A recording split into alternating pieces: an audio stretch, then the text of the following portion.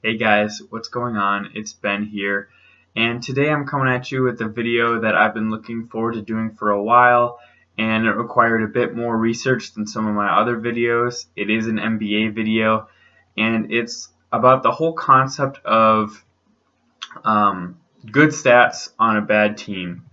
A lot of players in the NBA get flack over the years because, let's say, they get really good stats, but their team only wins 20 games. And then when they move to a good team, their stats go way down, but the team actually wins. And so a lot of people say, well, they're just a good stats, bad team kind of player, where they can only put up numbers on a bad team.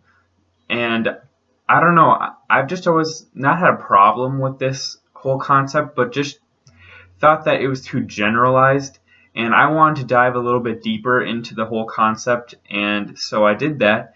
And what I was realizing is there are a few different versions of what can be a good stats, bad team sort of player. So I've broken those down into three categories, and I'm going to cover each and give a few player examples and talk about those players and those seasons and why they are in the category they're in. So the three categories I have are the first one is kind of what you would most often think of when you think of this probably. It's guys who fill up the stat sheet on bad teams, and like for all these teams, they're basically all under 35 wins, and none of them made the playoffs, and so they were considered bad teams for every category of player, by the way, too. But so for this first category, it's guys that put up big numbers on bad teams, but they don't do it. They do it very inefficiently, and it's not like they're playing good and just other people around them aren't playing well. It's like they're playing poorly along with other players that are playing poorly. They're just getting the ball more, basically.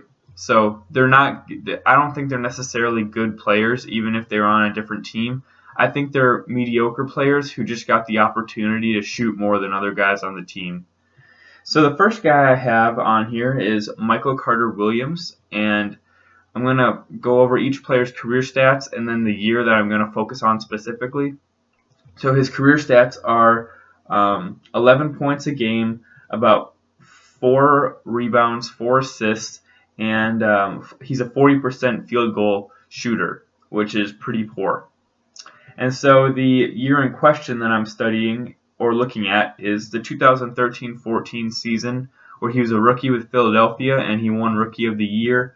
He scored 17 points a game. He had 6 rebounds, 6 assists, and he also shot 40% from the field, and they won 19 games. So I don't really think that Michael Carter Williams had that good of a year this year. At the time, I kind of fell into the trap that a lot of people do. I just thought he was good because he was putting up 17 a game. But when you look closer at his numbers, his shooting percentage is terrible. And he did have the assists and the rebounds, but I think that was just from him playing a lot of minutes. I think it was around 37 or 39, somewhere in there. So I think that's the main reason that he put up good stats this year to the naked eye. But the team only had 19 wins, and this was the beginning of the process, so they were doing pretty bad. So that's where I stand on that. I don't think that I don't think he's that good of a player. And if you look at his career trajectory after this rookie year, in all the places he's been, he's actually shot worse in a lot of places. Like I think in Charlotte this last year, and maybe the year before in Chicago, he was shooting about 36% from the field, which is not very good at all, obviously. So, yeah, he's just not a very good player, but looks good because of getting a lot more shots than everybody. And 17 points a game sounds good, but it's really not that good because of the number of shots it took him to get there. So the next guy I have is a guy who I think has a lot more talent, but just because of his style of play, he's in this category of being an inefficient scorer who, even if he was on a good team, I don't think he'd be that good of a contributor or a player. I think he really is the definition of a guy who always ends up on a team that is really bad and just needs somebody to score the ball because that's really all he does. And that's Monte Ellis. I know I like him. I think that he can be good in marginal roles, like as a sixth man. But I think if you're looking to him as even like your third best player, you're already in trouble because I think that he's really best as about a fifth best player on a good team. He's good for just some scoring off the bench and not much more than that, honestly. I don't think that he should be relied upon in big moments. I think that he should come in for 25 minutes a game and give you 15 points and then come back out because his efficiency would be higher that way. Okay, let's look at his stats. 18 points a game for his career, 45% field goal percentage, 31% from the three-point line, and he takes 15 shots a game for his career. That's pretty high for him, but oh well. And so the year in question I'm looking at is when he's with Golden State in the 2009 to 2010 season. They won 26 games, and he averaged a gaudy 26 points a game, 45% from the field, actually 34% from three, which is a bit better than his career average, but on 22 shots a game. I don't know, that's just a bit high for his talent level. And you can see why Golden State traded him away, because that was Steph Curry's rookie year, and I think Steph averaged around 16 points a game. But as we all know, Steph is clearly able to be a much bigger contributor on offense, and I think trading away Monte really helped with his development. So just from this stat line, the 22 shots a game, you can really tell why they shipped Monte out. He was just on a bad team. I think that he thinks that he's a lot better than he is, so he took control and shot a lot more than he should have and dominated the ball a lot more than he should have. As I say, I think his best fit is as a guy that plays 25 minutes a game and maybe gets up 8 to 10 shots a game, because I think any more than that and he's just going to lower the efficiency of the team as a whole like he did on this Warriors team. Alright, so I have 3 examples for every category, so this is going to be my last example for the really inefficient guys that don't really contribute anything. And honestly, if you replace these guys, you wouldn't get worse. You maybe would even get better just because of their inefficiencies. So the last guy is Shareef Abdur-Rahim, who was a really high pick in his draft back in the day. He always was averaging a lot of points. I'll read off his career stats here. 18 points a game, 8 rebounds, 47% from the field, 30% from three, and 14 shots a game for his entire career. So, he would have been a lot more efficient, I think, in his career if he would have not shot so many three-pointers. He really was one of these big men who he hits a few three-pointers and thinks he's really good at them, which is a problem because he really was not. 30% is not that good from the three-point line. If he would have just focused on in the paint in the mid-range, he probably would have had a higher field goal percentage, maybe around 50%. Which I think he should have really tried to focus on, but he didn't, but oh well. I had a couple of years that I was looking at for Shareef, but the year that I mainly focused on was the one where he had his highest scoring average of his entire career. It was the lockout-shortened 98 to 99 season, and so when I talk about the win total, I adjusted it for if they would have played 82 games, just by the way, so you can get a better picture of what it was like. He played for the Grizzlies that year. They won an adjusted total of 13 games if it was an 82-game season, which is really putrid. He averaged 23 points a game, 7 rebounds on 43% shooting from the field, 30% from the three-point line, which is the same with his career average, and 18 shots a game. So this was a very talentless team. Shareef was honestly the best player, and that's bad because Shareef is maybe on a good team the 4th best player. He also shot lower than his career percentage from the field. He shot 43 compared to his career of 47. I think that can just be attributed to taking more shots a game, because I think the more shots you take, the less accurate you're going to be, because you're going to be more tired and there's going to be more pressure on you. So that's probably why he shot a bit lower.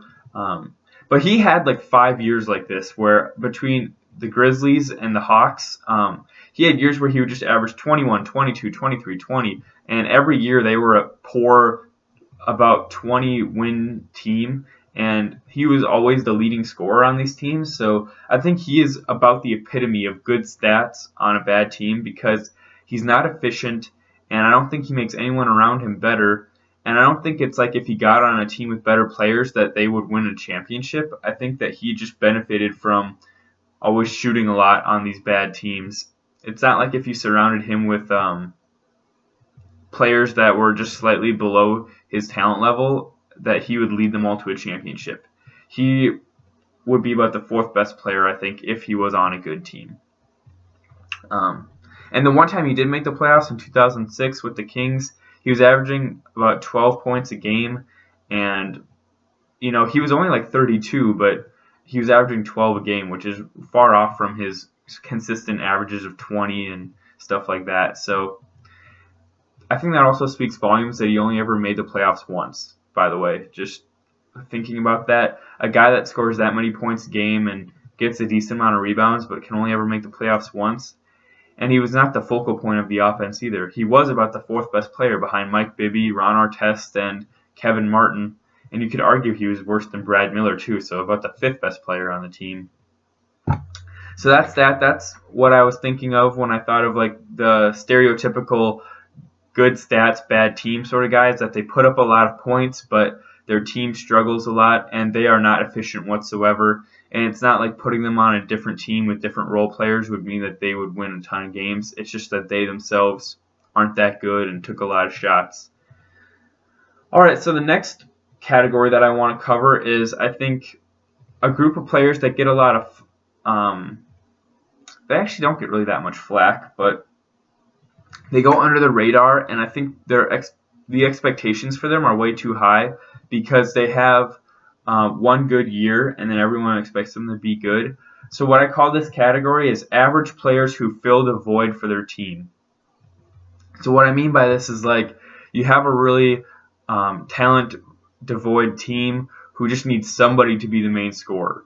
And the difference between this and the other category is that these guys aren't super inefficient compared to the rest of their careers or players around them. They were like average players before, but they had 1 year where their team just had nobody, and so then they put up a lot of numbers that year because like somebody had to shoot. So I don't think that these players are bad or should get any blame for not having other seasons that live up to this one season. It's just the fact of the matter is that there's nobody else who could really put the ball in the hole, and so they said, well, why not me? So I also have 3 players for this category. The first is Evan Turner for the Philadelphia 76ers. I'll go through his career stats first. He averaged 10 points a game on 43% shooting from the field. And the year in question for him is the year in Philly, the first year of the process, 2013 to 2014. He got traded mid-year, but he had already played about 55 games for Philly. So I'm just going to talk about those first 55. The team only won 19 games that year, and in the time he played for them, he averaged 17 points a game, 6 rebounds, 4 assists on 43% shooting. So he shot consistent with his career average, not considerably worse or anything. The main difference is that his shots went up quite a bit, and really that's the whole deal, is that there was nobody else that could produce any offense, and previously he had averaged about 12 points a game, and the coach must have just said, hey, Evan, we can't be looking to Spencer Hawes to be averaging 20 a game, so you're going to have to be the scorer on this team. So I don't know if he reluctantly took it or not, but he was already a ball handler a bit because he played some point forward in college, so he became basically the pseudo point guard of the team. And by virtue of having the ball in his hands a lot, he scored a lot more. So he's my first example of a guy that was just filling a void and wasn't trying to be like the dominant franchise player. He was just taking more shots because the situation called for it. The next player I have here is one that I feel like not many people know of or talk about, but probably one of the biggest miracle seasons you'd ever discuss for a player in terms of jumping from the rest of his career to this year, which is Mike James, who is a really old guy now. He's about 41, 42. But I'll read off his career stats here. For his career, he averaged 10 points a game, 4 assists on 42% field goal percentage, 38% from 3, which is pretty good, and 9 shots a game. And so the year that I'm going to talk about is 2005 to 2006 when he played for the Raptors for one season. They won 27 games and didn't really have anybody besides Chris Bosh. But I mean, Chris Bosh can only take so many shots. You need somebody else to take a few, don't you? So that's where Mike James comes in. And he, this year, compared to his averages of his career that I just told you, of 10 points a game, he averaged 20 points a game, 6 assists. He averaged a higher field goal percentage of 47% compared to 42, and 44% from 3 compared to 38, which is quite a bit better. And he went from averaging, for the rest of his career, 9 shots a game. He went up to 16 in this year for Toronto. I think this is another classic example of a guy who really was not trying to be a dominant player at all, just was on a team that really lacked talent, and essentially somebody has to take the shots on the team, and he was like, why not me? So he had a really miracle season and never duplicated this. I think his highest average besides this year was 13, and that was on maybe a slightly better team, so I didn't put that season down. But for the rest of his career, he averaged 10 points a game, and this year he averaged 20, so I thought that was pretty amazing. And a guy that you really never hear about either. I only heard about him late in his career, like in about 2012. He was a backup for a few playoff contenders, so I heard about him. But when I went back and looked at some of his stats, I realized this and was like, whoa, and had to include him in here. So the last guy I have is, again, a guy who's average for basically his whole career, but because of a lack of talent on one team or another, he stepped up to the plate and averaged more stats than usual, which would be Nick Young. Now, he's quite a character, he's quite goofy, and I think probably most people know him. But so his career stats are 11 points a game, 42% shooting from the field, 38% from 3, and 10 shots a game. And the year in question I'm talking about is 2010 to 2011 with the Wizards. John Wall's rookie year, for reference. They really didn't have much besides a rookie John Wall who was still adjusting to the league. They had, I think, JaVale McGee and Nick Young as like their top players besides John Wall. So as you can tell, there wasn't much talent surrounding John Wall on that team, and Nick Young was really seen as the second option. So in this season, he bumped his scoring average up to 17 points a game, 44% from the field, which is actually better than his career average, 39% from 3, which is also better than his career average, and his shots went up from 10 shots a game for his career to 15 in this one season. And Nick Young had one other season for the Lakers where he averaged about 18 and had similar stats on all these, but he only played about 50 games that year, and he played 65 this year, so I included this year because I feel like that's a bigger sample size and just more telling because he played almost the whole season compared to playing just slightly over half of the games in the other season. So yeah, I think Nick Young has always been a solid role player, a guy that is good for about 20 minutes a game, probably about 8 shots a game, and just some good corner threes and a good. If he's locked in, he can be a 3-and-D option, but just on this Wizards team, they're so devoid of talent that he was the second option, which I don't think will ever happen again for him. But he parlayed that into a trade the next year where he went to the Clippers, and he was supposed to be like a really good sixth man, and he kind of fell flat and only averaged 9 points a game. So I think that that's really telling of like how he was just an average player filling a void for Washington, because when he got on a good playoff contender like the Clippers, he only averaged 9 points a game and was not the six-man scoring threat that they were really looking for. So that covers the topic of average players who filled a void. I think that this is a really important one that we consider because a lot of guys have these seasons where they explode on a team that doesn't have much talent and they have really good stats, but then expectations for them go through the roof because of these good stats, and they, like Nick Young, they get traded to a team where they're expected to duplicate that performance. Or even Evan Turner, when in the midst of that good season, he got traded to Indiana and only put up about 8 points a game after averaging the 17, and people were really disappointed in him.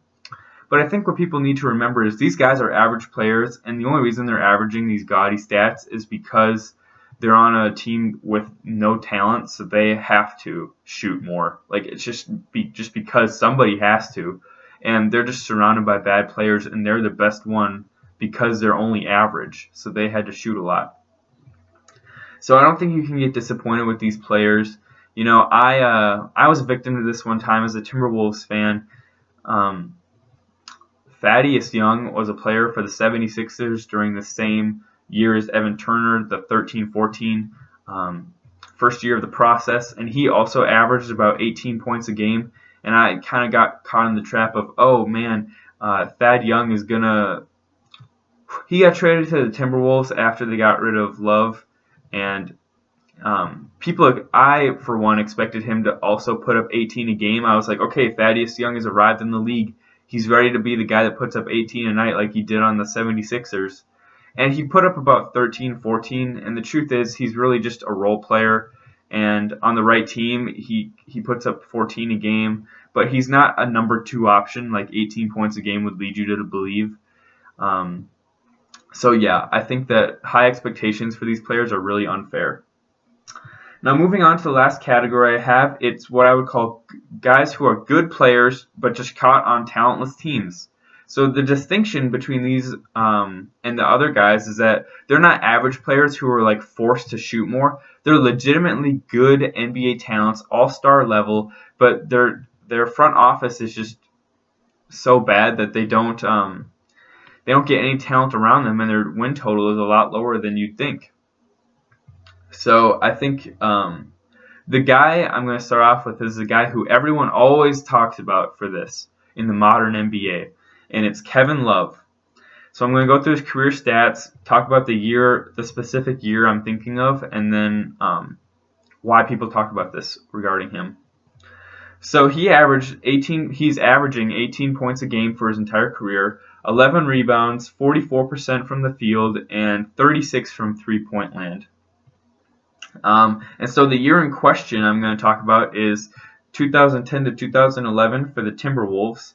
The team won 17 games that year, which was, I think, the second worst in the NBA. Actually, if not the worst. It was the worst because they had the highest odds in the draft the next year. But regardless, 17 wins. He broke out this year, averaging 20 points a game, 15 rebounds. He shot 47% from the field and 42% from three, which I think might both be career highs for him for the shooting percentages. He had some better years in Minnesota where he averaged more like 26 and 13, but I think that those teams were a bit better. This team with 17 wins is considerably worse than those two, so I put this one on. Now, I don't think that you can say that Kevin Love was like only putting up good numbers because he was on a bad team. I think that if you look at this, he's put up this last year for the Cavs like 19 and 11 on a team that might be going to the NBA Finals. And that's 19 and 11. That's pretty close to him averaging 20 and 15 for the Timberwolves. You know, the 15 is quite a bit higher, and he actually led the league in rebounds in this year when he averaged 15. But the 19 and 20, that's like almost the same. And one was for a 17-win team, and this year for the Cavs, they had 50 wins. So I don't think you can say Kevin Love only put up good numbers because he was on a bad team, because he's still putting up decent numbers on a pretty good team.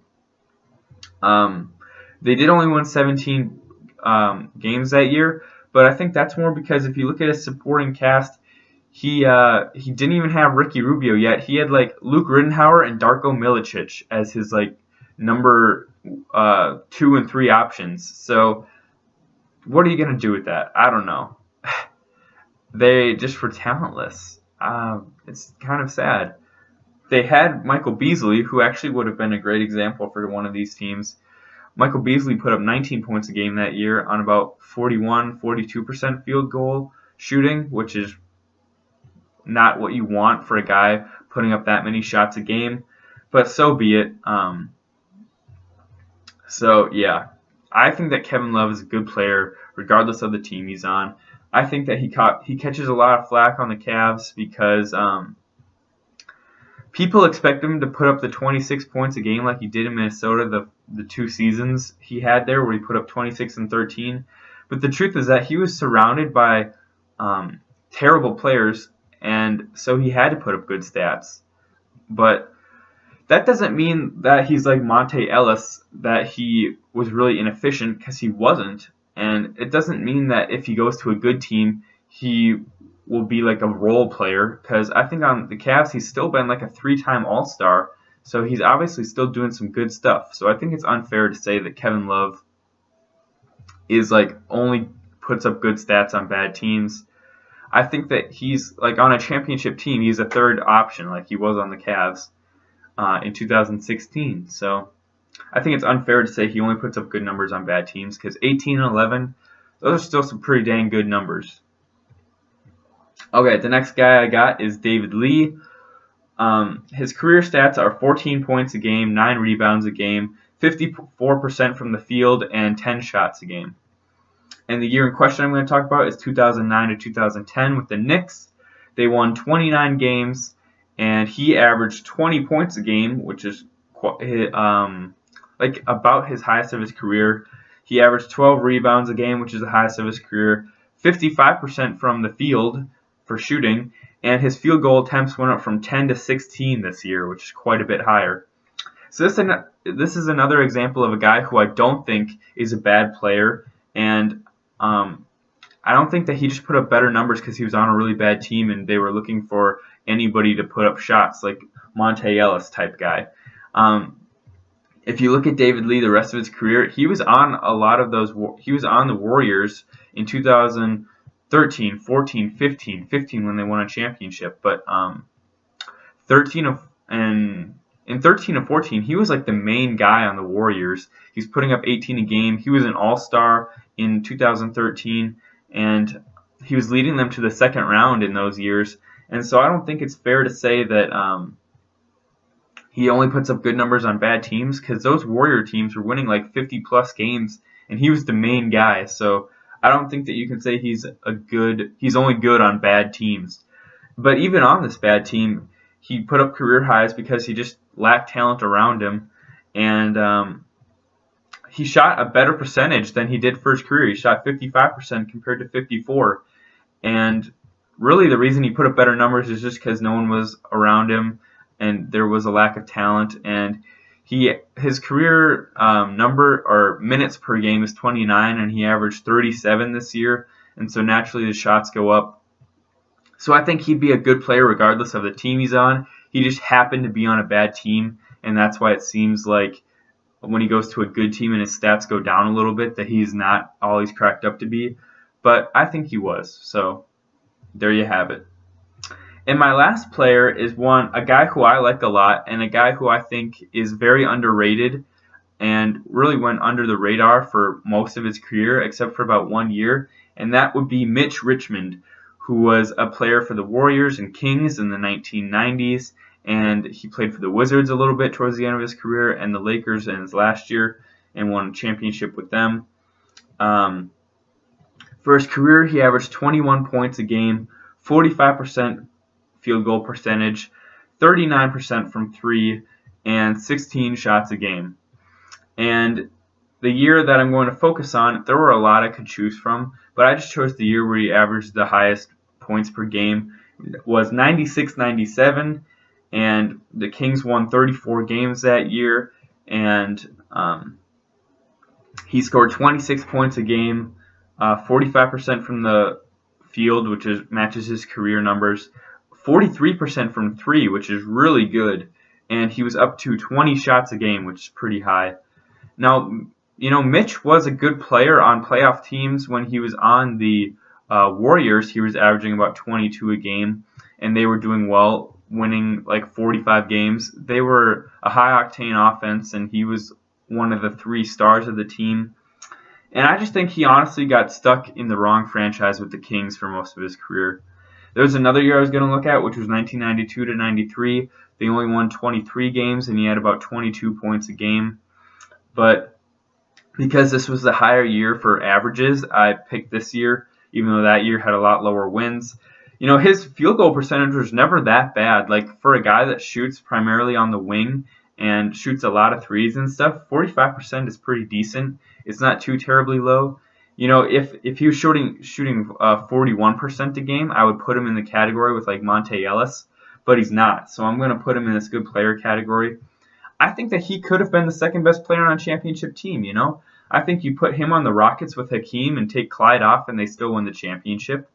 Got stuff like that, you know. I think if you trade him and John Starks and put him on the Knicks with Patrick Ewing in '94, they probably beat the Rockets in the finals, you know. Patrick was bad from the field, but I think Mitch could fill it up a lot better than a guy like John Starks could. Just a guy like that where I think he just was in the wrong town for his whole career, and it's not his fault, and it's not that